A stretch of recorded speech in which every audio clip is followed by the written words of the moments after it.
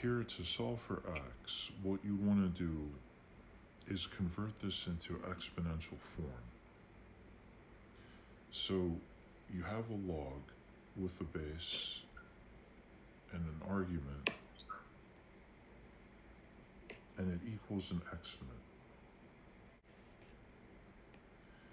And you're going to exponential form. So you have the base raised to the exponent, and it'll equal a.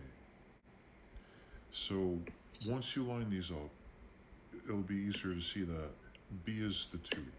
So when you rewrite it, you'd say 2 here.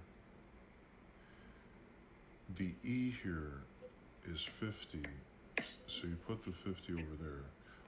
Or maybe just so you don't have to draw arrows everywhere, you could just write it, make a list underneath. So you say b is 2, we'd say a next is the x plus 50, and the e is 50.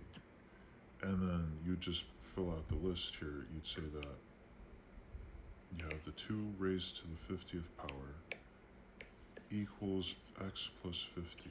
And then I'm going to rearrange these so that it's possible to write it underneath it.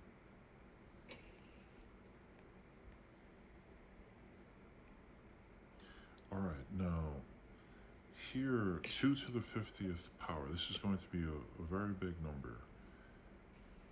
You'd subtract the 50 from both sides though, and you'd have 2 to the 50th power minus 50 equals x.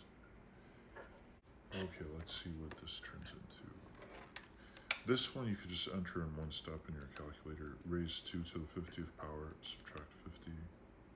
If you did it in scientific notation, it'll just depend on how many digits show up on your calculator. You'd have something like that, for example. It'll be a pretty big number because 2 to the 50th power is very big.